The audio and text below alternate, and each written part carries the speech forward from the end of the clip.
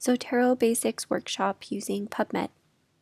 This is a pre-recorded version of our Zotero Basics workshop. In this workshop, we will provide a brief introduction to Zotero, walk you through downloading and setting up the software, and go over the basics to using Zotero from PubMed. And finally, we'll go over the basics to using Zotero in both Microsoft Word and Google Docs. But first, so a little bit about Zotero.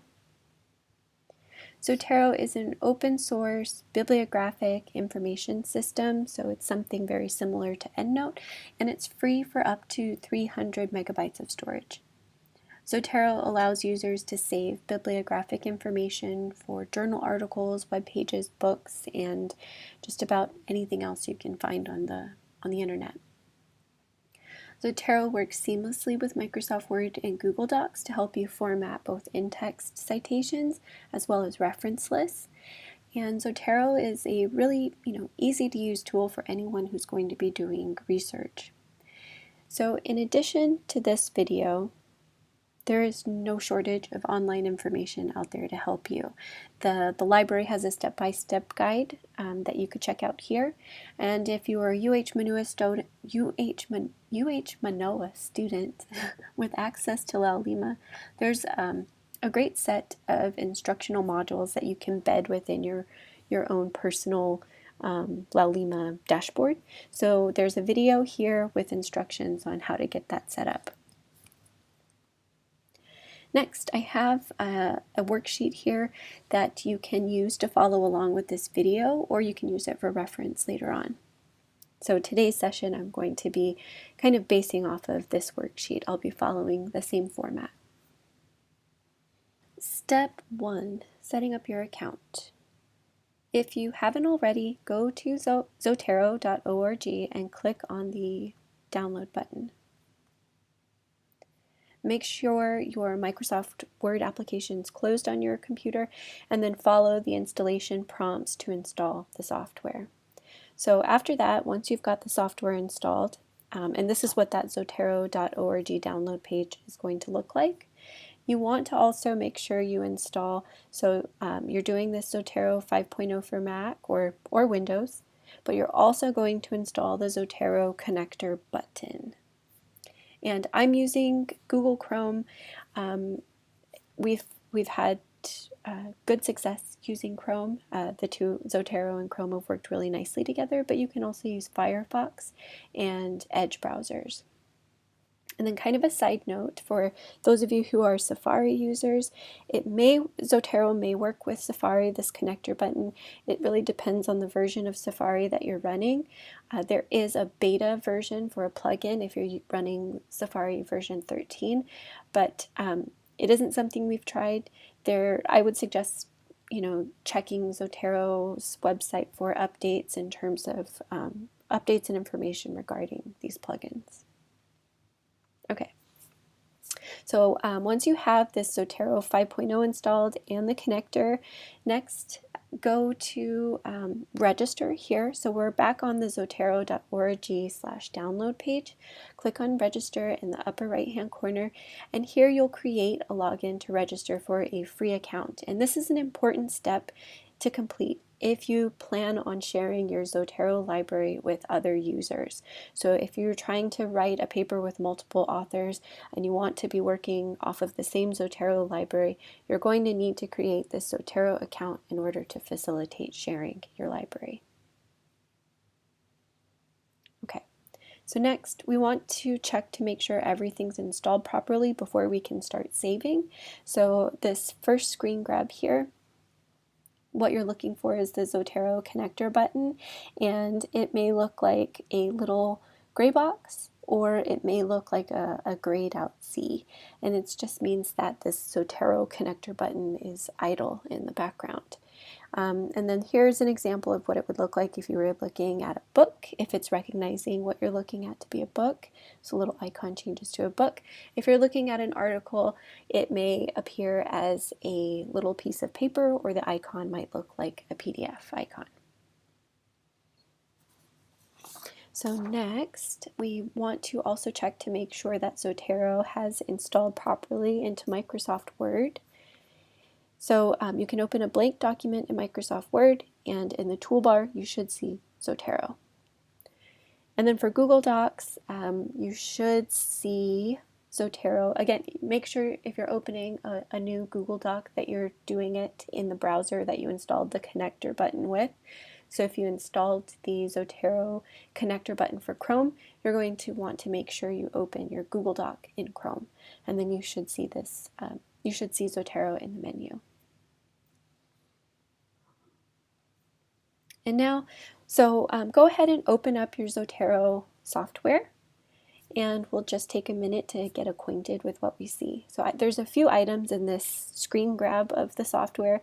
Yours is, it should be blank at this point, but really the left-hand pane, this is our collections pane, and this is where we're eventually going to see all of the different folders, you know, where some additional commands are, like duplicate items. So that's something that we'll see as we move along. The middle pane, this is our items pane, and items is it's just another way of referring to these different citations and references. So the Zotero terminology for that is items. But this is where we can preview what's in our entire library or what we have in each folder. So this is where we'll see the list of what's available. And then finally, this pane on the right-hand side, this is our item details pane, and this is where we can see the metadata associated with each of our items. And this is where we can edit any of the information that we need to. Step 2, adding references to your library.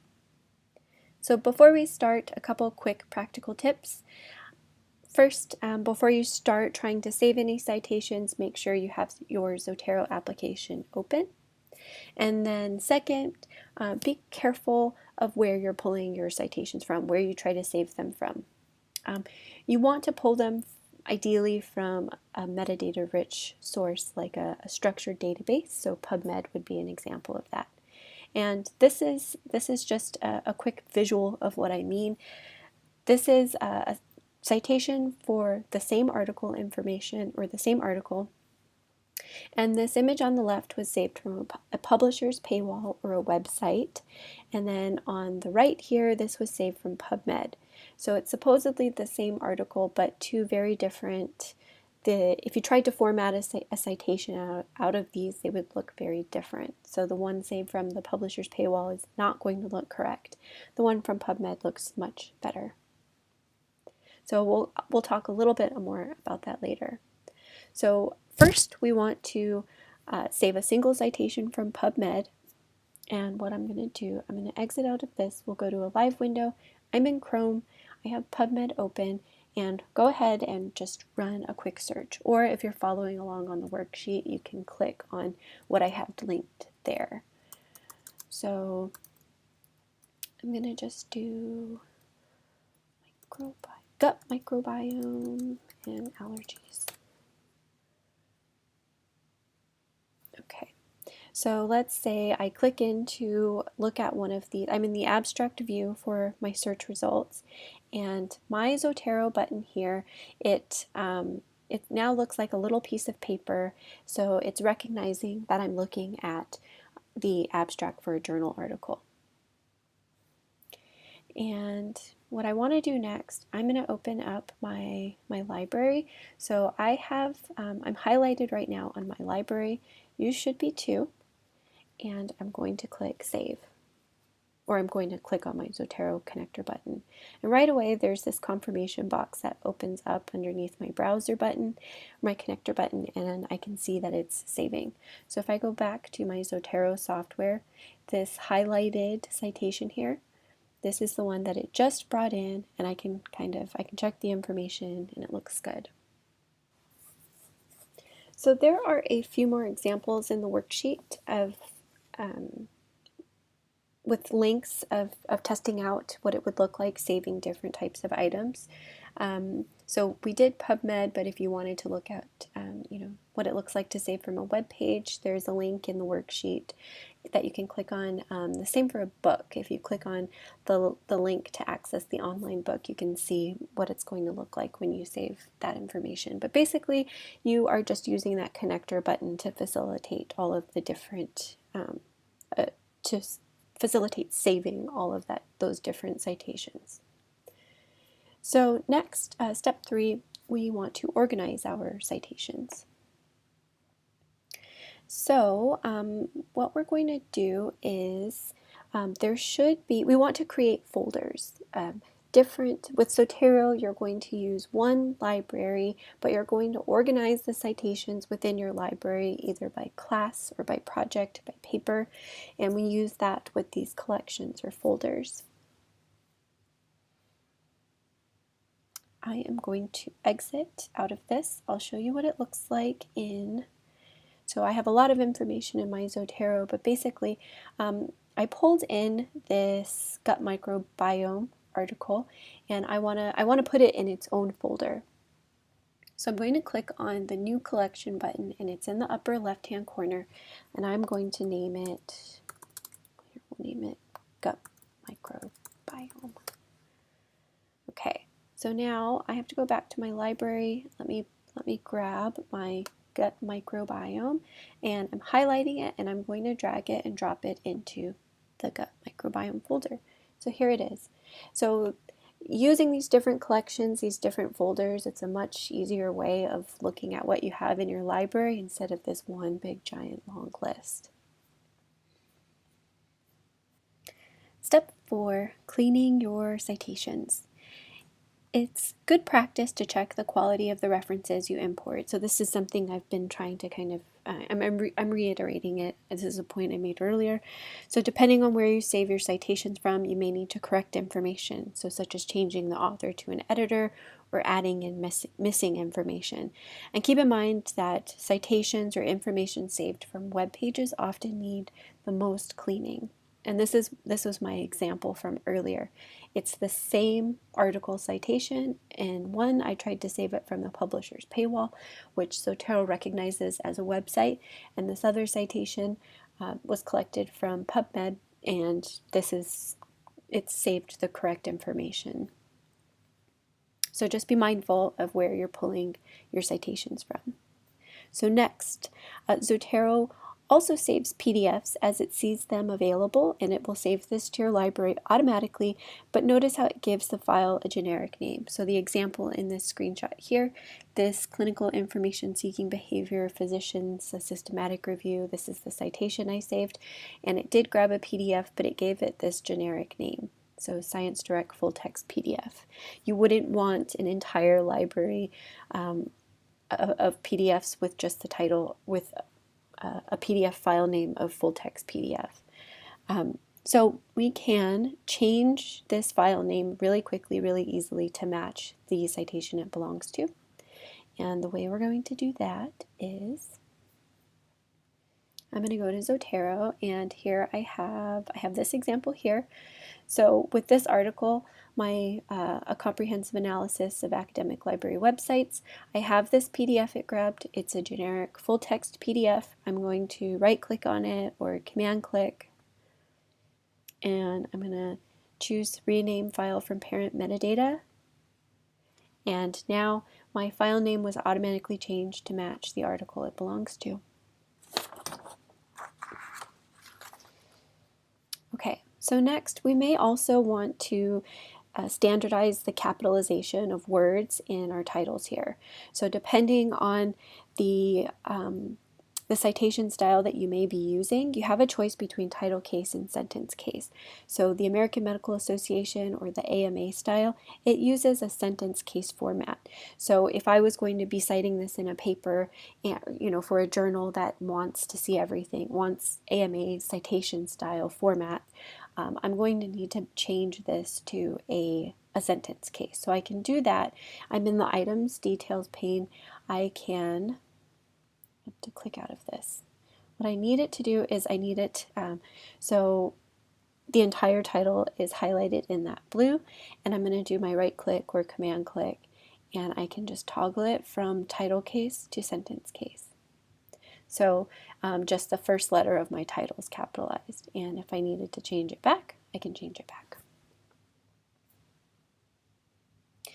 So lastly, you may have inadvertently saved duplicate items in your library. As you you were conducting a search, if you went to different databases or you forgot you had already added something, you may end up with duplicate items, but Zotero can really quickly and easily identify the duplicate items and remove those from your library. So in the collections pane on the left, you have a duplicate item function here. And what it does, it'll look through your library, it'll tell you, it will show you what it sees as a duplicate item, and I'm going to click on, so the two duplicate items, I clicked on the title, the two duplicate items are highlighted, and then it's also showing me the details, a date and timestamp for when I pulled them into the library. So I may want to, maybe I moved something to another folder and that's why it's duplicated, or maybe I brought in an updated version of the article. So I probably want to keep the latest version, the 4/14/2020 version, and I'm going to click to merge. And then it's gone. Step 5, group collections. So group libraries work much like the collection folder that we created, only the group libraries exist online via the Zotero.org website. So you have to have that Zotero login in order to facilitate sharing with other users. So hopefully you created a Zotero login at the beginning of this presentation. And so next what we want to do is link that login that you created with your Zotero software that you have on your computer. And then we'll be able to create a group library or a shared library. So the first thing we want to do is go to our Zotero preferences menu, and this is a screenshot of what it looks like, but I'm going to exit out. And here I am, I'm in Zotero, I'm on a Mac, so I'm going to Zotero, and I'll click on preferences. If you're on Windows, I believe it's edit and preferences. So preferences, and then there's a top menu bar here, so click on sync, and then you'll add in your Zotero login here with this data under data syncing.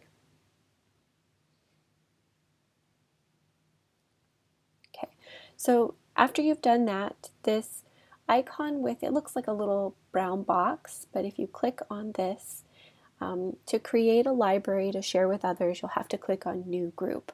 So you wouldn't be able to just take this, I couldn't take my gut microbiome folder and just share from here. What I would need to do is essentially duplicate it. So I would need to create a new group. It's going to take me over to Zotero.org. I need to log in. And then I would name my group accordingly. And you would choose the type of membership you want. So public meaning you would let just anybody who can find your group join it, or private meaning you choose who joins your group, who gets to see what's in your library. So after you've done that, you'll click on Create Group. I'm going to go here to groups in the Zotero menu, and this is a list of groups that I already have created. And what I would do next is go to Manage Members. And so here I'm the only member so far, but what I'll do is I'll send more invitations, and you'll here add in the email address that your other author has associated with Zotero. Whatever they use to create their Zotero login is what you'll put here and invite.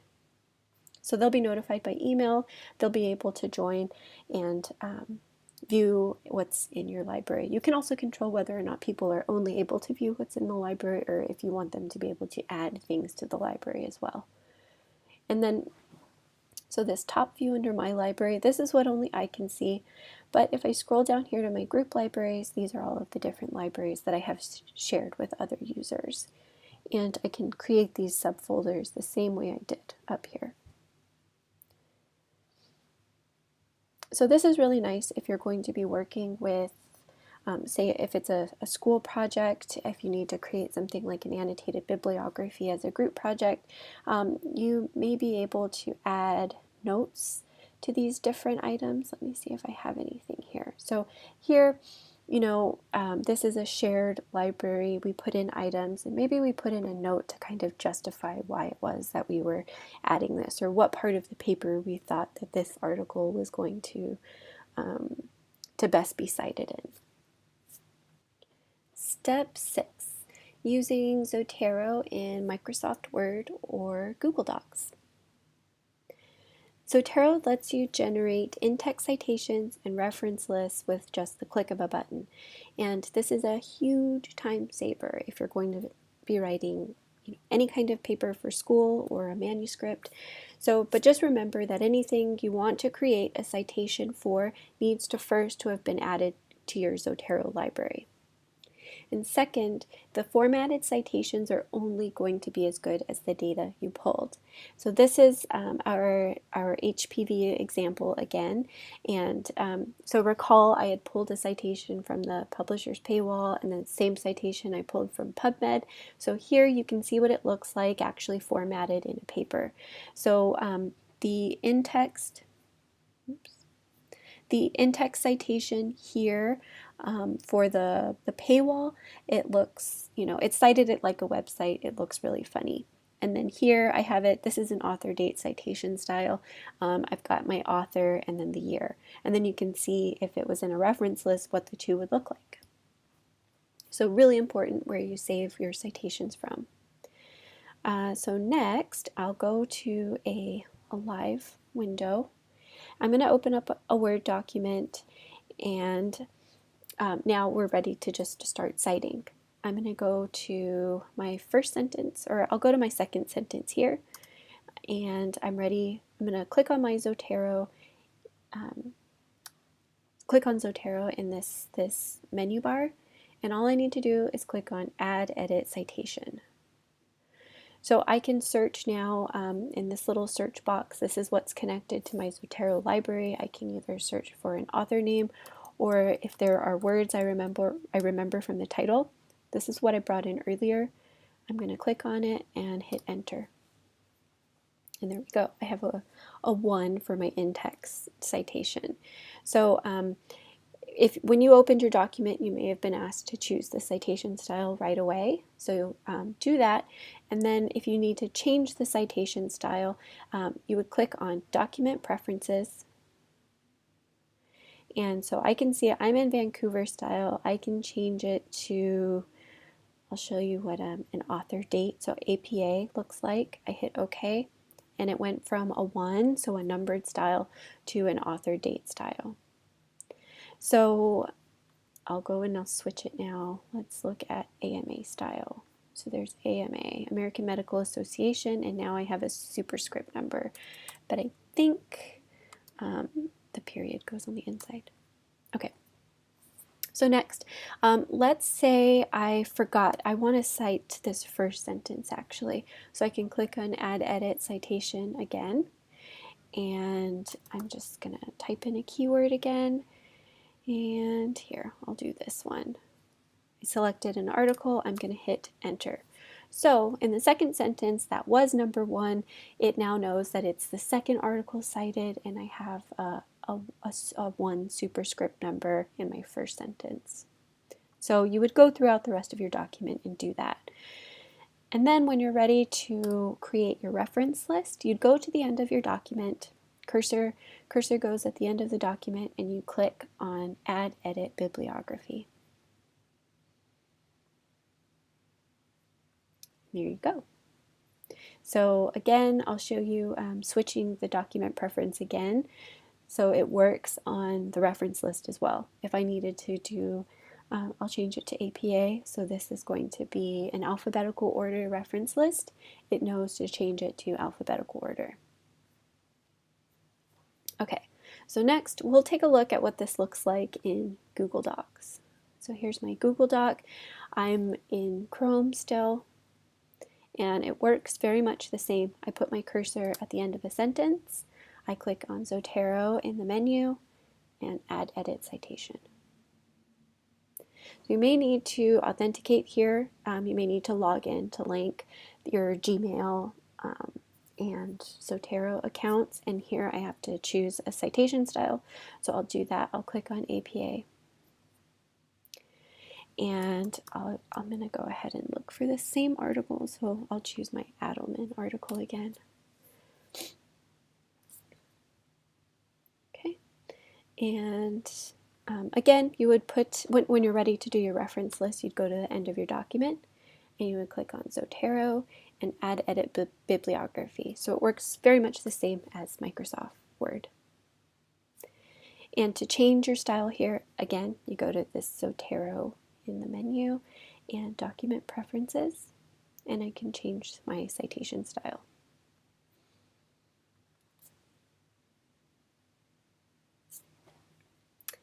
And there we have it. So there's some additional information here if you need it. But really, to recap, we highly suggest using a citation manager like Zotero. If not Zotero, we can help you with other managers as well, such as EndNote. But we highly recommend using them to organize the articles that you're using for your own work, and to use your connection to Zotero, the Microsoft Word or Google Docs connection, to quickly generate these citations in your paper. And if you have any questions, please feel free to reach out to us. And this concludes our workshop for Zotero Basics. So please let us know if you have questions. Thanks for watching. Click to subscribe and follow for updates.